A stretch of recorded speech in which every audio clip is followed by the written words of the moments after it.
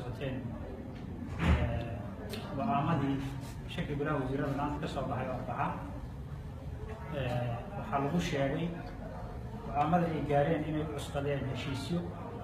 dowladdii hore ee Soomaaliya wasiirro ka mid ah ay saxiixeen siday sheegeen aniga aan ku jiro wasiiradii la magac waxaan rabaa marka arrintaas inaan ummadda Soomaaliyeed la wadaago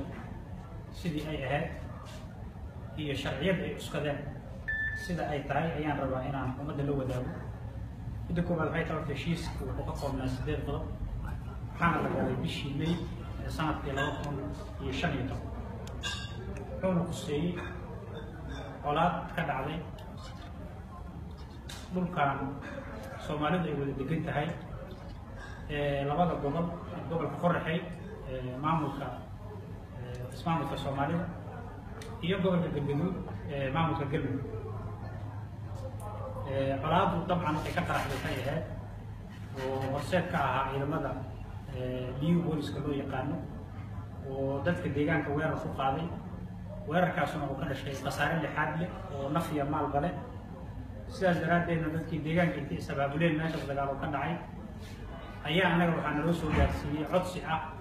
colaada meeshaas ka jirta inaan daminno oo horseed aan noqono annagoo marka ka turjumayna sidii colaadaas u istaagi lahayd ayaa aniga iyo gudoomiyaha gobolka Galgaduud iyo ugaaska oo beesha aniga aan ka soo jeedo ugaaskeeda ah iyo odayaal aan isla socda ayaan qaabdeeda waxaan ku tagnay magaalada Jigjiga sidii colaadaas loo joojin lahaa waxaan meeshaas kula kulannay maamulka Cabdi Maxamed Cumar oo hogaaminayay iyo saraakiil Ethiopian iyo wararka socda wasaaradda arrimaha dibadda Ethiopia wada hadal dheer kadib oo meeshaas aan ku galnay oo la isku sheegay wixii meesha ka dhacay iyo dhibaatadii dadka deegaanka gaartay ayaa waxay ka soo baxeen qodobadaas qodobadu marka dhammaantood sideedda waxay wada quseeyeen colaadda meeshaas ka dhacday sidii loo dami lahaa waxyaabihii sababa sidii loo xallin lahaa iyo deegaankaas inaysan ka dhicin dhibaato kale oo intaas ka sii baaxad weyn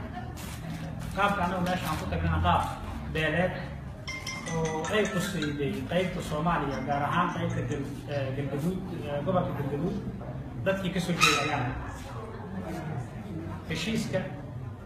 aniga iyo gudoomiyaha gobolka Galgaduud ayaa dhinaca Soomaaliya ku saxiixay saxiixaasna markaan galaynay xukuumadana wakiil uga maanahay dowladda Soomaaliyeed oo nafirsatay oo loo garan ma isii jirin laakiin maadaama labadana ay ku saxiixday dhibaatada deegaanka ka dhacday oo dadka anaguna xildhibaanka ay ahaayeen oo labada jaanib degan jaanibka ismaamulka Soomaalida iyo jaanibkan kale dhinacan kale ee gobolka Galgaduud ayaan sidaas meesha ku tagnaa waana sababta ugaaska odayaasha dhaqanka ay noola socdeen